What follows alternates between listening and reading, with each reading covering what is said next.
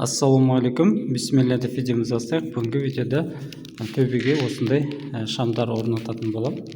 Осындай светодиодный. Мінекей мына жерде төбеге бекітіп орнатқам.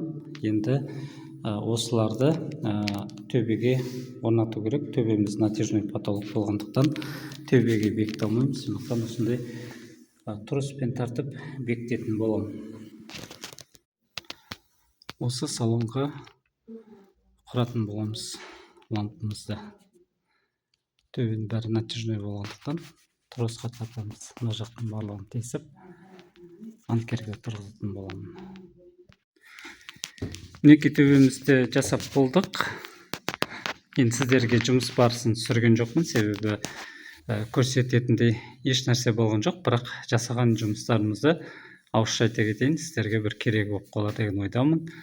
Болашақта осылай жасайтын болсаңыздар, төбеміз натяжной болғандықтан мына сотылардың бәрін тесіп төбеге орнату енді мүмкін емес. Сондықтан енді төбенің бәрін бүлдірмес үшін осындай троспен тарттық.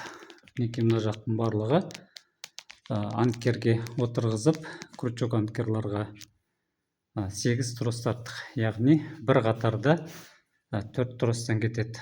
Осы арақашықтықты дұрыс сақтасақ болды, ең бастысы. Енді мінекей бөлмеміздің ұзындығы 17 метр. Сондықтан мына лампаларымыз жеңіл болғанменен, бірақ 17 метрге біраз кішкене салбырады. Сондықтан бір жерден төбені тесіп отырғызуға тура келді. Мінекей байқасаңыздар, мына жерде төбені тесіп ортадан тарттық. Егерде төбелеріңіз кемінде бір 10 метр болса, онда төбені теспей қоюға да болар еді. Мына тростың диаметрі 1 мм. Негізінде 2 мм болғанда жақсы болар еді. Бірақ магазинде онда 2 метр болған жоқ. 3 мм болды, бірақ 3 мм кішкене қалыңдау болды. Бөлмеміздің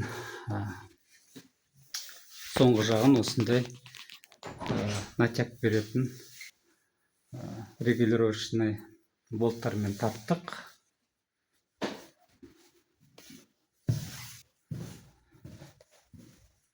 Мінекей осындай болып шықты. Негізінде 2 мм алуға кеңес берем. 1 мм-лікті таңдаған себебі мына тростарымыз кішкене болсын көрінбей тұрсын деген мақсатта 1 мм-лік трос алды. Баршаларыңызға рахмет. Келесі видеоларда жолыққанша аман есен сау болыңыздар.